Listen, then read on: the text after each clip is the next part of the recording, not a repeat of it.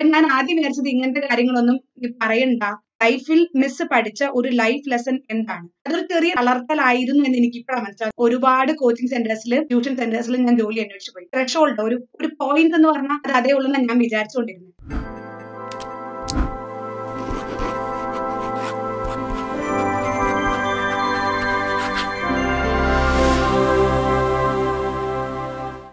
Hello fighters, welcome back to my channel. ഞാൻ അനുമോൾ ജോളി തോട്ടത്തുമിയാലിൽ. അപ്പൊ ഇന്ന് നിങ്ങൾ അന്ന് ചോദിച്ച പേഴ്സണൽ ക്വസ്റ്റ്യൻസ് ഇല്ലേ, ഞാൻ കമ്മ്യൂണിറ്റി പോസ്റ്റ് ഇട്ടപ്പോൾ ചോദിച്ച പേഴ്സണൽ ക്വസ്റ്റ്യൻസ്, അതില് എനിക്ക് ഏറ്റവും ഇമ്പോർട്ടന്റ് ആണെന്ന് തോന്നിയിട്ടുള്ള 2-3 ക്വസ്റ്റ്യൻസ് ആണ് ഇന്ന് ഞാൻ ഈ വീഡിയോക്കകത്ത് ആൻസർ ചെയ്യാൻ പോകുന്നത്. ഓക്കെ, അപ്പൊ അതിന് മുമ്പ് നിങ്ങൾ വീഡിയോയിലേക്ക് കിടക്കുമ്പോൾ എന്ത് ചെയ്യണം? ചാനൽ സബ്സ്ക്രൈബ് ചെയ്യണം, ഷെയർ ചെയ്യണം, ലൈക്ക് ചെയ്യണം. വീഡിയോ ഷെയർ ചെയ്യണം കേട്ടോ, ലൈക്ക് ചെയ്യണം. ഓക്കെ, അപ്പൊ എന്തായാലും ആദ്യം 3 പേരാണ് ഇതേ സെയിം ക്വസ്റ്റ്യൻ ചോദിച്ചിട്ടുള്ളത്. അപ്പൊ ഞാൻ ആദ്യം വിചാരിച്ചത് ഇങ്ങനത്തെ കാര്യങ്ങളൊന്നും പറയണ്ട, എന്തിനോ അതൊക്കെ പറയണമെന്ന് ഞാൻ കരുതിക്കൊണ്ടിരുന്നേ. പക്ഷെ നിങ്ങൾ ചോദിച്ചപ്പോ എനിക്ക് മനസ്സിലായി നിങ്ങൾക്കും അത് ആവശ്യമുണ്ടെന്ന്. എന്താ നമുക്ക് നോക്കാം അല്ലെ. ഫസ്റ്റ് ഡിംഷ എസ് ആണ് ചോദിച്ചിട്ടുള്ളത്.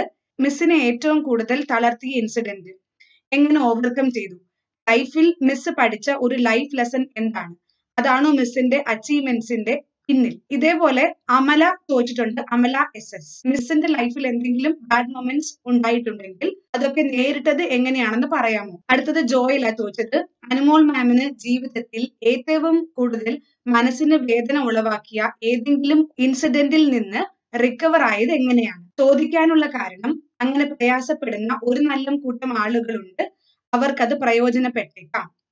Avoid if it hurts you or don't like to remember it. ഇതില് ജോയല് പറഞ്ഞപ്പോഴാണ് എനിക്ക് ശരിക്കും ആ സംഭവം കത്തിയത്. എന്നെ പോലെ നിങ്ങൾക്ക് ആർക്കെങ്കിലും നെഗറ്റീവ് എന്തെങ്കിലും തളർന്ന ഇഷ്യൂസ് ഉണ്ടായി, അത് എങ്ങനെ നിങ്ങൾ ഓവർകം ചെയ്യും എന്നുള്ളതിൽ എന്റെ എന്തെങ്കിലും ഹെൽപ്പ് നിങ്ങൾക്ക് ചെയ്യാൻ പറ്റില്ല, എനിക്ക് ചെയ്യാൻ പറ്റുവാണെങ്കിലോ, എന്തെങ്കിലും ഹെൽപ്പ് കിട്ടുവാണെങ്കിലോ, അതുകൊണ്ട് ഞാനിത് പറയുവാണ്. എനിക്ക് ഒരുപാട് ഇൻസിഡൻസ് തളർത്തിയിട്ടുണ്ട്. അത് ഞാൻ ഓൾറെഡി എന്റെ പേഴ്സണൽ ലൈഫിന്റെ കാര്യം പറഞ്ഞപ്പോ അതിനകത്ത് തന്നെ ഞാൻ പറഞ്ഞു ഒരുപാട് തളർത്തിയ കാര്യങ്ങളുണ്ടെന്ന്. ഇതിനകത്ത് ഞാൻ എന്തായാലും കുറച്ച് 2-3 ഇൻസിഡൻസ് ഞാൻ പറയാം. അത് ഓരോന്നും റിക്കവർ ചെയ്ത കാര്യങ്ങളും ഞാൻ പറഞ്ഞുതരാം. ഫസ്റ്റ് ഇൻസിഡന്റ് എന്ന് പറഞ്ഞു കഴിഞ്ഞാൽ അതൊരു ചെറിയ തളർത്തലായിരുന്നു എന്ന് എനിക്ക് ഇപ്പോഴാണ് മനസ്സിലാവുന്നത്. അന്ന് എനിക്കത് വലുതായിട്ട് കരുതിയായിരുന്നു. അപ്പൊ ആദ്യത്തേതെന്ന് പറഞ്ഞു കഴിഞ്ഞാൽ ഞാൻ ജോലി അന്വേഷിച്ച് പോയി തുടങ്ങിയപ്പോഴാണ്. എനിക്ക് പഠിപ്പിക്കണമെന്ന് ഭയങ്കര ആഗ്രഹം ഞാൻ നിങ്ങളോട് ആദ്യം പറഞ്ഞല്ലോ. അപ്പോ നമ്മുടെ നാട്ടിൽ മൂവാറ്റുപുഴയുള്ള ഒരുപാട് കോച്ചിങ് സെന്റേഴ്സിൽ, ട്യൂഷൻ സെന്റേഴ്സിൽ ഞാൻ ജോലി അന്വേഷിച്ച് പോയി. ഒരുപാട് സ്ഥലത്ത് പോയി കഴിഞ്ഞപ്പോഴും എല്ലാവരും റിജക്ഷൻ ആണ് ഫുള്ള്. എല്ലാവരും പറഞ്ഞു പറ്റില്ല, നിനക്ക് എക്സ്പീരിയൻസ് ഇല്ല, നിന്നിവിടെ എടുക്കത്തില്ല. പിന്നെ കുറച്ചുപേര് മുഖത്ത് നോക്കി പറഞ്ഞു നിനക്ക് ഇവിടെ ജോലിയില്ല എന്നൊക്കെ പറഞ്ഞു. അങ്ങനെ ഒരു 2-3 പ്രാവശ്യം ഒരു സ്ഥലത്ത് പോയി കഴിഞ്ഞപ്പോഴാണ് അവർക്ക് എന്നെ കൊണ്ട് സൈ കിട്ടായിരിക്കും അവരെന്നെ അവിടെ ജോലിക്ക് അല്ലെങ്കിൽ പഠിപ്പിക്കാൻ എടുത്തത്. അപ്പൊ എനിക്കിപ്പോഴും ഓർമ്മയുണ്ട്, ലാസ്റ്റ് ദിവസം ഞാൻ ജോലി അന്വേഷിച്ച് ഇറങ്ങുന്ന അവസാനത്തെ ദിവസം ഞാൻ വീട്ടിൽ നിന്ന് സ്കൂട്ടർ എടുത്തിട്ടാണ് ഞാൻ അന്വേഷിക്കാൻ പോകുന്നത്. അപ്പൊ പോകുന്ന വഴിക്കാണ്, വീട്ടിൽ നിന്ന് മൂവാറ്റുപുഴ ടൗണിലോട്ട് പോകുന്ന വഴിക്കാണ് ഞങ്ങളുടെ പള്ളി, കാരക്കുന്നം പള്ളി അവിടെയാണ്. അപ്പൊ അവസാനത്തെ ദിവസം ഞാൻ പോകുന്നതിന് വീട്ടിൽ നിന്ന് ഇറങ്ങി പള്ളി കയറി അവിടെ ഒന്ന് നിന്ന് 1 മിനിറ്റ് ഒന്ന് പ്രാർത്ഥിച്ചിട്ടാണ് ഞാൻ പോകുന്നത്. എനിക്കിപ്പോഴും ഞാൻ അന്ന് അങ്ങോട്ട് കയറി പോകുന്നതും അന്ന് ഞാൻ ഇട്ടുന്ന ഡ്രസ്സും അവിടെ പോയി ഞാൻ നിന്ന് പ്രാർത്ഥിക്കുന്നതും ഒക്കെ എനിക്കിപ്പോഴും നല്ല ഓർമ്മയുണ്ട്. അതുപോലെ എനിക്ക് ജോലി അന്വേഷിച്ച് ഞാൻ ഇൻസ്റ്റിറ്റ്യൂട്ടിൽ പഠിപ്പിച്ചു എന്ന് പറഞ്ഞില്ലേ, അവിടെ ഞാൻ ചെന്ന് കഴിഞ്ഞപ്പം അന്ന് എന്നോട് ചോദിച്ചിരുന്ന ക്വസ്റ്റ്യൻസും എനിക്കിപ്പോ നല്ല ഓർമ്മയുണ്ട്. അന്ന് ആ ജോലിക്ക് കിട്ടാൻ ഒരു കാരണം ഞാൻ അന്ന് പള്ളിയിൽ പോയതുകൊണ്ടാണെന്നാണ് ഞാൻ ഇന്നും വിശ്വസിക്കുന്നത്. അതെന്നും അങ്ങനെ വിശ്വസിക്കുകയുള്ളൂ. അപ്പൊ അതാണ് ഫസ്റ്റ് ഇൻസിഡന്റ്. പിന്നെ ഞാൻ പഠിപ്പിക്കാൻ കയറി ഒരുപാട് നാളത്തെ ചെറുപ്പം മുതലുള്ള ആഗ്രഹം കൊണ്ട് ഞാൻ പഠിപ്പിക്കാൻ കയറിയതാണ്. കയറി first day, second day, third day കഴിഞ്ഞു. 3 ദിവസം ഞാൻ ഡെമോ ആയിട്ട് അവിടെ ക്ലാസ് എടുത്തായിരുന്നു എന്റെ ഓർമ്മ. അത് കഴിഞ്ഞിട്ട് സാറ്, അതിന്റെ ഹെഡ്, ഇൻസ്റ്റിറ്റ്യൂഷന്റെ ഹെഡ് എന്നെ വിളിച്ചിട്ട് പറഞ്ഞു, നിന്റെ പഠിപ്പിക്കലൊട്ട് ശരിയില്ല, അവർ നിന്റെ ക്ലാസ്സിൽ സാറ്റിസ്ഫൈഡ് അല്ല എന്ന് എന്നോട് പറഞ്ഞു.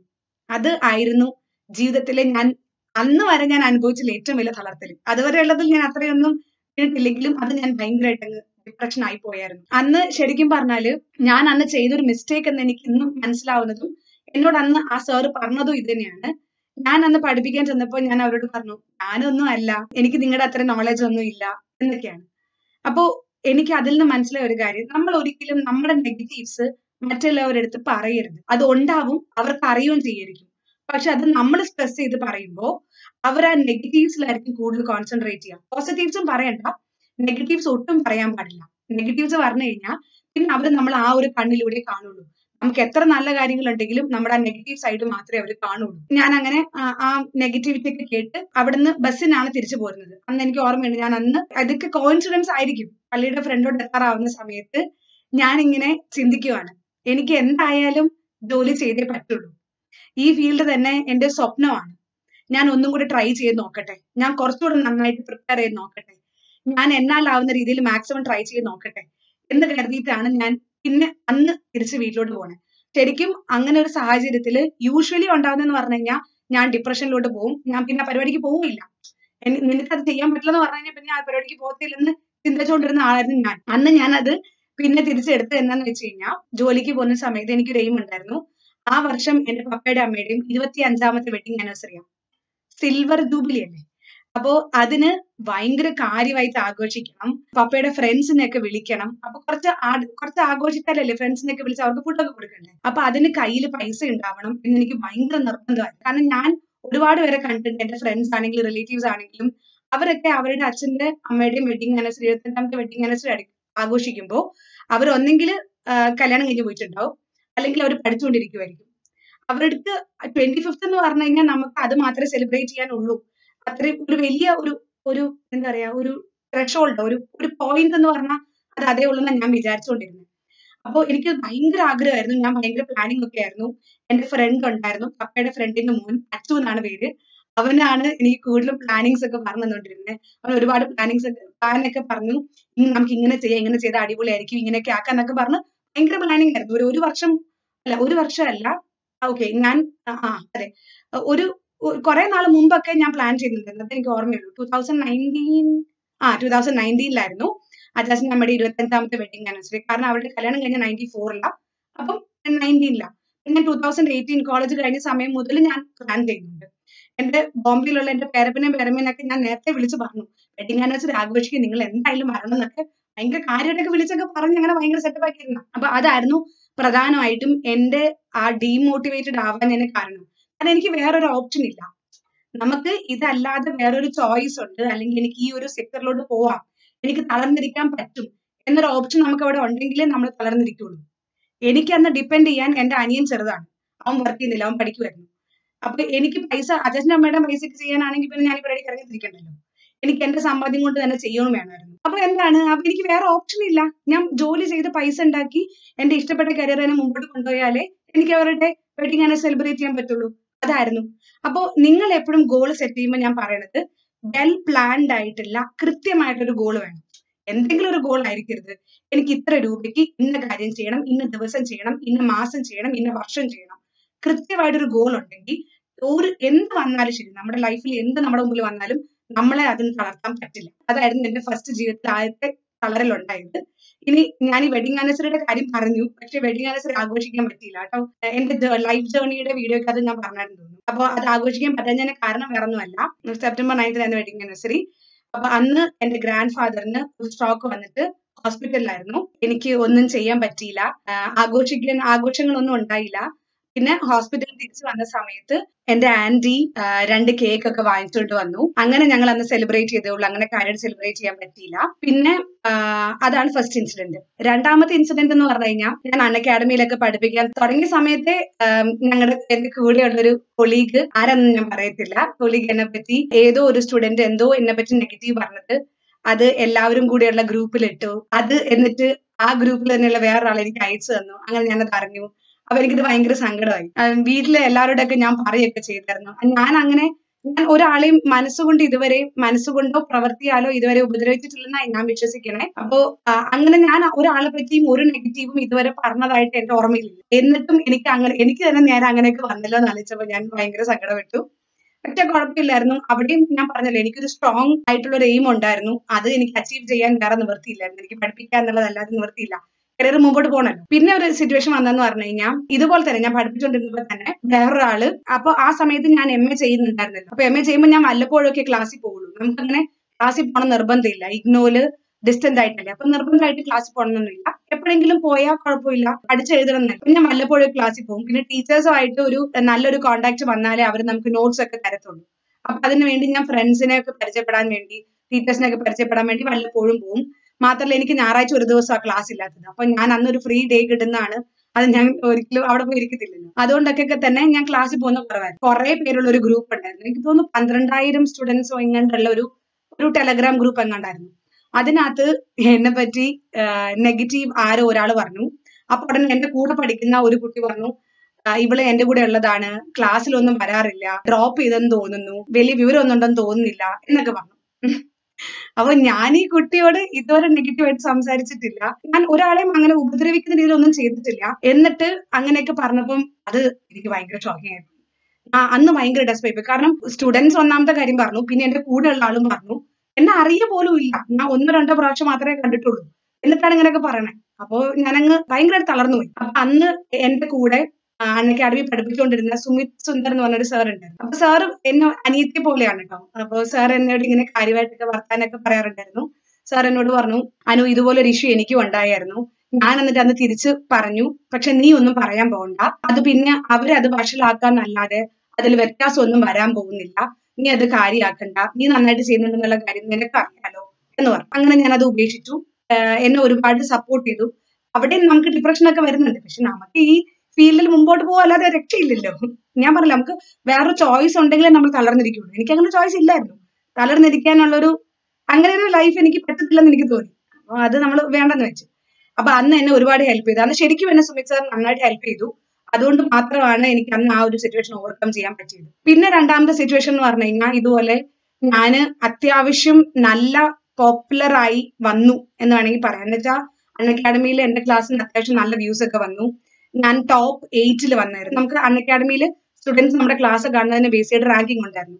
അപ്പൊ ടോപ്പ് 8 8ാമത്തെ പൊസിഷനിൽ ഞാൻ വന്നായിരുന്നു. ആ സമയത്താണ് അടുത്ത കോൺട്രവേഴ്ഷ്യൽ ഇഷ്യൂ വരുന്നത്. അതും സത്യം പറഞ്ഞ ഒരു ടെലഗ്രാം ഗ്രൂപ്പിനകത്തായിരുന്നു. അവിടെയും ഞാൻ എടുത്തിരുന്ന ഒരു ക്ലാസ്സിനെ പറ്റിയിട്ട് കുറച്ചുപേര് നെഗറ്റീവ്സ് പറഞ്ഞു. ആ നെഗറ്റീവ് പറഞ്ഞപ്പം അത് അവരെടുത്ത് ഗ്രൂപ്പിലിട്ടപ്പം വേറൊരു സാർ അതെടുത്തിട്ട് കുറച്ചുകൂടെ പൊലിപ്പിച്ച് പറഞ്ഞു. പിന്നെ ഒരുപാട് നെഗറ്റീവ്സ് കേൾക്കാൻ തുടങ്ങി. ഈ നെഗറ്റീവ്സ് കേൾക്കുന്നത് നമുക്ക് സഹിക്കാം, ഗ്രൂപ്പിനകത്ത് പറയുന്നതും പോട്ടെ. 6,000 പേരുള്ള ഗ്രൂപ്പിൽ ഞാൻ കേട്ടു, 12,000 പേരുള്ള ഗ്രൂപ്പിൽ കേട്ടു. അതൊക്കെ നമുക്ക് സഹിക്കാൻ പറ്റുന്നൊരു കാര്യമുണ്ട്. ഈ പറഞ്ഞ നെഗറ്റീവിറ്റീസ് ഒക്കെ, നെഗറ്റീവ് ആയിട്ടുള്ള കാര്യങ്ങളൊക്കെ എല്ലാവരും സ്ക്രീൻഷോട്ട് എടുത്തിട്ട് നമുക്ക് വാട്സപ്പിൽ ഇങ്ങനെ ഫോർവേഡ് ചെയ്തോളൂ. മിസ്സിനെ പറ്റി ഇങ്ങനെ പറഞ്ഞു കേട്ടല്ലോ, സത്യമാണോ? അങ്ങനെ പറഞ്ഞു കേട്ടല്ലോ, സത്യമാണോ? അങ്ങനെ കുറെ എല്ലാവർക്കും ആദ്യം നെഗറ്റീവ്സ് മാത്രമേ ഇങ്ങോട്ടേക്ക് ഫോർവേഡ് ആയി വരുന്നുള്ളേ. അപ്പൊ ഈ സമയത്ത് എനിക്ക് പറയേണ്ട വേറൊരു കാര്യം, എന്നെ പറ്റി പോസിറ്റീവായിട്ട് എവിടെ കണ്ടാലും അല്ലെങ്കിൽ എന്തെങ്കിലും എവിടെയെങ്കിലും നല്ലത് എന്നെ പറ്റി കണ്ടു കഴിഞ്ഞാൽ എനിക്ക് അത് വാട്സപ്പ് ചെയ്ത് തരുന്ന ഒരേ ഒരു മനുഷ്യനേ ഉള്ളൂ. അത് എന്റെ സ്റ്റുഡന്റ് ജിതിനാണ് കേട്ടോ. ജിതിൻ എവിടെ കണ്ടാലും പറയും, അവൻ എപ്പോഴും എന്നെ സപ്പോർട്ട് ചെയ്ത് എല്ലാവരും സംസാരിക്കുന്നത് ഞാൻ കണ്ടിട്ടുണ്ട്. ഇതുപോലെ ഇങ്ങനെ ഒരുപാട് നെഗറ്റീവ് ഇഷ്യൂസ് ഇങ്ങോട്ടേക്ക് വന്നു. അപ്പൊ ആ സമയത്തും എന്നെ സപ്പോർട്ട് ചെയ്യാൻ സുമിത് സാർ ഉണ്ടായിരുന്നു. പിന്നെ എന്റെ കൂടെ തന്നെ പഠിപ്പിച്ചുകൊണ്ടിരുന്ന റോഷൻ സാർ ഉണ്ടായിരുന്നു. പിന്നെ എന്റെ പപ്പ, അനിയൻ, വീട്ടുകാരൊക്കെ ഉണ്ടായിരുന്നു. അതായിരുന്നു ശരിക്കും പറഞ്ഞാൽ ഭയങ്കര ഇഷ്യൂ. ഞാൻ ഈ പറഞ്ഞ അവസാനത്തെ ഇഷ്യൂ. ഒരുപാട് പേര് ഒരുപാട് സ്ഥലത്ത് നെഗറ്റിവിറ്റീസ് കേൾക്കാൻ തുടങ്ങി. സ്റ്റുഡൻസ് എല്ലാവരും കൂടെ എന്റെ നേരെ തിരിയാൻ തുടങ്ങി. അപ്പൊ എനിക്ക് മനസ്സിലാവാത്ത, ഞാൻ ഇത്രയും നാളും ചെയ്ത നല്ല കാര്യങ്ങളും ഞാൻ ഇത്ര നാളും എടുത്ത നല്ല ക്ലാസ്സുകളും ഒന്നും അവരൊന്നും പറയുന്നില്ല എന്നുള്ളതാ. പക്ഷെ അതിനും എനിക്ക് തിരിച്ച് എന്റെ സ്റ്റുഡൻസിന് തന്നെ സപ്പോർട്ട് കിട്ടി. വേറെ ഒരു ക്ലാസ്സിനകത്ത് വന്നിട്ട് ഞാൻ ഒരു സബ്ജക്ട് എടുത്തിരുന്നു, ഞാൻ ഇംഗ്ലീഷ് എടുത്തിരുന്നു. ഈ സബ്ജക്ട് പഠിപ്പിച്ചത് കേട്ടോണ്ടിരുന്ന സ്റ്റുഡൻസ് ആയിരുന്നു വന്നിട്ട് കംപ്ലൈന്റ് ചെയ്തുകൊണ്ടിരുന്നത്. അപ്പൊ അവര് എന്റെ ഇംഗ്ലീഷ് ക്ലാസ്സിൽ കയറി വന്നിട്ട് ഇങ്ങനെ പറഞ്ഞു, ഇങ്ങനെ നമ്മൾ ഒരു ഗ്രൂപ്പ് ഉണ്ടാക്കിയായിരുന്നു. ആ ഗ്രൂപ്പിനകത്ത് കുറെ ഇഷ്യൂസ് ഒക്കെ ആയി. അത് നമുക്ക് ഒരുപാട് ഡിസ്കസ് ചെയ്യണ്ട. എന്തായാലും വന്ന സമയത്ത് എന്റെ സ്റ്റുഡൻസ് ഒക്കെ എന്നെ ഭയങ്കരമായിട്ട് സപ്പോർട്ട് ചെയ്തു. ഞാൻ ഇംഗ്ലീഷ് പഠിപ്പിക്കുന്ന സ്റ്റുഡൻസ് ഒക്കെ ഭയങ്കരമായിട്ട് സപ്പോർട്ട് ചെയ്തു. അത് എനിക്ക് ഭയങ്കരമായിട്ട് സന്തോഷമായി. മാത്രമല്ല ആ സമയത്ത് ഞാൻ അന്ന് ഭയങ്കരമായിട്ട് വിഷമിച്ചിരുന്നു. അതാണ് ഞാൻ ഏറ്റവും കൂടുതൽ വിഷമിച്ചതെന്ന് എനിക്ക് തോന്നുന്നത്. അന്ന് വിഷമിച്ച സമയത്ത് എന്റെ ആ സങ്കടം കണ്ടിട്ട് സഹിക്കാൻ വയ്യാഞ്ഞിട്ട് എന്റെ പപ്പ പറഞ്ഞു, നമുക്ക് ഇതല്ലല്ലോ, ഇത് മാത്രമല്ലോ നമ്മുടെ ലക്ഷ്യം, ഇനി നിനക്ക് കാര്യങ്ങളില്ലേ, നിനക്ക് ഇത് വെച്ച് മാത്രം നിൽക്കാൻ പറ്റുമോ എന്തൊക്കെ പറഞ്ഞാലും എന്ന് പറഞ്ഞു, നീ നിർത്തിക്കോന്ന് വരെ എന്റെ പപ്പ പറഞ്ഞു. അതുപോലെ എനിക്ക് സങ്കടമായിരുന്നു. പക്ഷെ അന്നും എല്ലാവരുടെയും സപ്പോർട്ട് കൊണ്ട് മാത്രമേ ഞാൻ മുമ്പോട്ട് പോയത്. ഇത്രയും കാര്യങ്ങളിൽ നിന്ന്, ഇത്രയും നാളത്തെ ലൈഫിൽ നിന്ന് ഞാൻ പഠിച്ചൊരു ലൈഫ് ലെസൺ എന്താണെന്ന് വെച്ച് കഴിഞ്ഞാൽ, നമ്മൾ എന്ത് കാര്യങ്ങളും എന്തൊരു ഇഷ്യൂ നമ്മുടെ നേരെ വന്നാലും നമ്മളെ തളർത്താൻ വന്നു കഴിഞ്ഞാലും അത് നമ്മൾ തിരിച്ച് റെസ്പോണ്ട് ചെയ്താലേ അതിന് ആയുസുള്ളൂ. നമ്മൾ ഇപ്പൊ എന്നെ പറ്റി എന്തോ ഒരു നെഗറ്റീവ് ആയിട്ടുള്ള ഇഷ്യൂ എന്നോട് പറഞ്ഞു, അല്ലെങ്കിൽ ഞാൻ കേട്ടു എന്നുണ്ടെങ്കിൽ ഞാൻ അതിന് തിരിച്ച് അവിടെ പോയി റെസ്പോണ്ട് ചെയ്താൽ മാത്രമേ ആ ഇഷ്യൂ വലുതായി അത് എല്ലാവരിലോട്ടും എത്തുള്ളൂ. അല്ലെങ്കിൽ അത് കുറച്ച് നാൾ കഴിയുമ്പോൾ പറഞ്ഞ് തീരുമ്പോൾ അതവിടെ തീരും. അല്ലാതെ നമ്മൾ അതിന് തിരിച്ച് റിപ്ലൈ കൊടുക്കാൻ പോകണ്ട. നമ്മൾ അങ്ങനെ റിപ്ലൈ കൊടുക്കാൻ പോയി കഴിഞ്ഞാൽ നമ്മളും അവരും ഒരേ ലെവൽ ആയില്ലേ? അപ്പൊ നമ്മൾ അവർ തമ്മിൽ വ്യത്യാസമൊന്നുമില്ലല്ലോ. അങ്ങനെ അങ്ങ് ചിന്തിച്ചാൽ മതി. ആരെങ്കിലും എന്തെങ്കിലും പറഞ്ഞു കഴിഞ്ഞാൽ എന്റെ അമ്മ പറഞ്ഞൊരു കാര്യമുണ്ട്, 1000 കുടത്തിന്റെ വാ മൂടിക്കെട്ടാം, ഒരു മനുഷ്യന്റെ വാ മൂടിക്കെട്ടാൻ പറ്റുമോ? ഇല്ല. അപ്പൊ അത്രയേ ഉള്ളൂ. ഇനി ഞാൻ ഇതിനകത്ത് വേറൊരു കാര്യം എപ്പോഴും വിചാരിക്കുന്നത് എന്താന്ന് വെച്ച് കഴിഞ്ഞാൽ, നമ്മുടെ ലൈഫിൽ ഒത്തിരി നെഗറ്റീവ് ഇഷ്യൂസ് വരും, ഒരുപാട് നെഗറ്റീവ് ഇഷ്യൂസ് വരും. അപ്പൊ ഇപ്പൊ എനിക്ക് ഒരു ലൈഫിൽ ഒരു നെഗറ്റീവ് കാര്യം വരുക, ഞാൻ എന്തെങ്കിലും ഒരു കാര്യം ഇറങ്ങി തിരിച്ചു, അതിന് ആദ്യം തന്നെ ഒരു നെഗറ്റീവ് റെസ്പോൺസാ വന്നത്, അല്ലെങ്കിൽ അതിനൊരു തടസ്സം കാണുവാണെങ്കിൽ ഞാൻ മനസ്സിലാക്കുന്നത്, അങ്ങനെ ഒരു തടസ്സം വന്നു കഴിഞ്ഞാൽ അത് മുമ്പോട്ടേക്ക് വലിയൊരു വിജയം വരാനുള്ള, അല്ലെങ്കിൽ വലിയൊരു വലിയൊരു ഉയരങ്ങളിലോട്ട് നമ്മൾ എത്താനുള്ള ഒരു സ്റ്റെപ്പിംഗ് സ്റ്റോൺ ആണ്. അപ്പൊ ഇപ്പൊ എന്തെങ്കിലും ഒരു ഇഷ്യൂ വന്നു കഴിഞ്ഞാൽ ആദ്യം നെഗറ്റീവ് വരണേ ഞാൻ പ്രാർത്ഥിക്കുന്നത്. വന്നു കഴിഞ്ഞാൽ ഉറപ്പാ എനിക്ക് അതിൽ എന്തായാലും നല്ല രീതിയിൽ ഞാൻ മുമ്പോട്ട് എത്തുന്നുള്ള കാര്യം എനിക്ക് 100% ഷുവർ ആയി പറഞ്ഞിട്ടുണ്ട്. കാരണം എന്തൊക്കെ പറഞ്ഞാലും നമ്മളോടൊരു നെഗറ്റീവ് ഇഷ്യൂ, നമ്മളോടൊരു കാര്യം പറഞ്ഞ് നമ്മൾ അതിന് തിരിച്ചു പറയുമ്പോഴേ അതിന് ആയുസുള്ളൂ ഞാൻ പറഞ്ഞല്ലോ. അതുപോലെ നമ്മൾ അത് മിണ്ടാതിരിക്കുവാണെങ്കിൽ ദൈവം എന്ന് പറയുന്ന ആളൊരു പുള്ളിക്കാരൻ മുകളിലുണ്ടല്ലോ, പുള്ളി എന്തായാലും നമ്മുടെ കൂടെ നിൽക്കും. അപ്പൊ നമ്മൾ തിരിച്ചു പറഞ്ഞു കഴിഞ്ഞാൽ ദൈവത്തിന് ചെയ്യാൻ ഒരു ജോലിയില്ല. അതേസമയത്ത് നമ്മൾ മിണ്ടാതിരിക്കുവാണെങ്കിൽ നമ്മുടെ സങ്കടം കണ്ടിട്ട് പുള്ളിക്കാരൻ തന്നെ തിരിച്ച് പ്രവർത്തിച്ചോളും. എന്റെ ലൈഫിൽ എനിക്കത് പേഴ്സണലി ഒരുപാട് പ്രാവശ്യം ഉണ്ടായിട്ടുണ്ട്. എന്നെ ആരൊക്കെ എന്തൊക്കെ പറഞ്ഞിട്ടുണ്ടോ അവരൊക്കെ, ഞാൻ ഒരു അക്ഷരം പോലും അവരോട് ആരോടും ഒരിക്കൽ പോലും തിരിച്ച് ദേഷ്യപ്പെട്ടോ നെഗറ്റീവായിട്ടോ മുഖം കറുപ്പിച്ചോ ഒന്നും ഞാൻ സംസാരിച്ചിട്ടില്ല. പക്ഷെ അവർക്കൊക്കെ അതിൻ്റെതായിട്ടുള്ള നെഗറ്റീവ് എഫക്ട്സ് അവരുടെ ലൈഫിൽ ഉണ്ടായിട്ടുണ്ട്. അതിൽ ഞാൻ സന്തോഷിക്കുന്നുണ്ട് എന്നല്ല, പക്ഷെ അങ്ങനെ ഒരു സംഭവം ഉണ്ട്.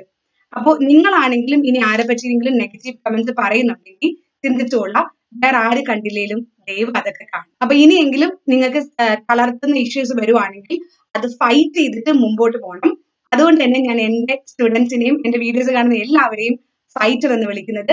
So always always always be A fighter. തോറ്റു പോകാനേ എല്ലാവർക്കും പറ്റും, ജയിച്ച് മുന്നേറാനും ഫൈറ്റ് ചെയ്ത് മുമ്പോട്ട് പോകാനും നമുക്ക് മാത്രമേ പറ്റുള്ളൂ. അതിന് നിങ്ങളായാലേ പറ്റുള്ളൂ. അപ്പൊ ശരി, thank you so much for watching and have A great day. May God bless you all. Bye bye.